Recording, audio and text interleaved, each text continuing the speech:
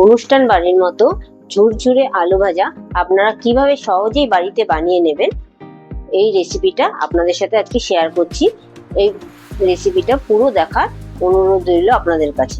নমস্কার বন্ধুরা, cook two ইট 25 চ্যানেলে আপনাদের অনেক অনেক স্বাগত। আজকে আমি নিয়ে চলে এসেছি অনুষ্ঠান বাড়ির মতো ঝুরঝুরে আলু ভাজা।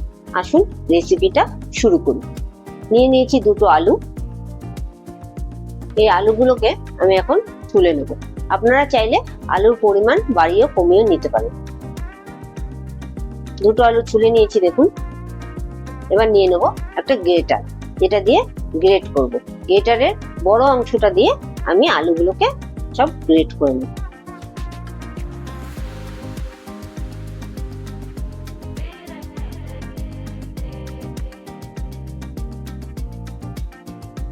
দেখুন এইভাবে আলুগুলোকে গ্রেট করে নিতে হবে। এইভাবে সব আলুগুলো গ্রেট করে নিয়েছি। এখন এর মধ্যে দিয়ে দেবো জল।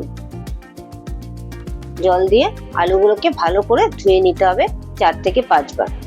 দেখুন যতক্ষণ পর্যন্ত এই ঘোলা জলটা চলে গিয়ে পরিষ্কার জল না আসে। আলুগুলো ভালো করে ধুয়ে নিয়েছি, জল থেকে চিপে চিপে তুলে একটা ঝুড়িতে রেখে দিয়েছি।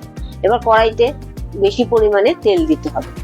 তেল দেওয়ার পর তেলটা গরম হয়ে যাওয়ার পর দিয়ে দিলাম খানিকটা কাঁচা বাদাম। বাদামটা আমি কয়েক সেকেন্ড তেলের মধ্যে ভেজে নিয়েছি। ভাজা হয়ে গেছে, বাদামটা তুলে নিলাম। এখন ওর মধ্যে দিয়ে দিচ্ছি কিছুটা কারি পাতা। কারি পাতাটাও ভেজে আমি তুলে নেব।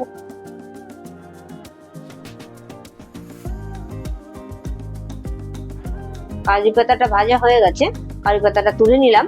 এবার দিয়ে দিচ্ছি কয়েকটা শুকনো লঙ্কা, সেটাও আমি ভেজে তুলে নিচ্ছি। তুলে নেওয়া হয়ে গেছে। এখন দিয়ে দিচ্ছি আলু। ঝুরঝুরে যেগুলো আলু গ্রেট করে রেখেছিলাম সেই আলুগুলো দিয়ে দিয়েছি। আলু দিয়ে কিন্তু সাথে সাথে নাড়াচাড়া করবো না, খানিকক্ষণ রেখে দেবো। এই আলুতে কিন্তু আমি কিছু নুন টুন কিছুই দিইনি, শুধুই আলুগুলো ভেজে নিতে হবে। আলুটা যখন দেখুন তেলের থেকে অনেকটাই ওপর দিকে উঠে গেছে, ওপরে ভেসে উঠবে, তখন মোটামুটি আলুটা হয়ে যাবে। এই পর্যায়ে আমি আলুটা একটু ভেজে একটু লালচে ভাব করে নিচ্ছি, করে এবার তুলে নিচ্ছি।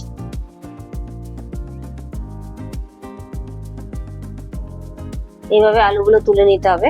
আবার এইরকম ভাবেই আমি সব আলুগুলো ভেজে নিচ্ছি। একবারে কিন্তু বেশি আলু একসাথে দেওয়া যাবে না, তবে দলা হয়ে যাবে। দেখুন সব আলুগুলো ভাজা হয়ে গেছে। এখন একটা মিক্সিং বলে সব আলুগুলো ঢেলে নিলাম।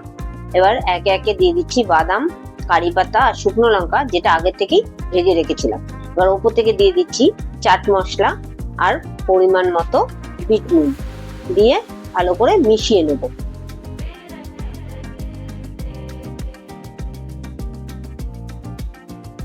ভালো করে মিশিয়ে নিলেই তৈরি হয়ে যাবে আজকে আমাদের অনুষ্ঠান বাড়ির মতো ঝুরঝুরে আলু ভাজা। এটাকে আপনারা চাইলে এয়ারটাইট কন্টেনারে রেখে 15 থেকে 1 মাস আপনারা এটা রেখে খেতে পারেন। তো রেসিপিটি যদি ভালো লাগে তো লাইক কমেন্ট শেয়ার অবশ্যই করবেন। আমার চ্যানেলে নতুন বন্ধু হয়ে থাকলে চ্যানেলটি সাবস্ক্রাইব করবার অনুরোধ রইল। আজকে এই পর্যন্তই। আবার দেখা হবে নতুন আরেকটা রেসিপির সাথে। ততক্ষণের জন্য টাটা।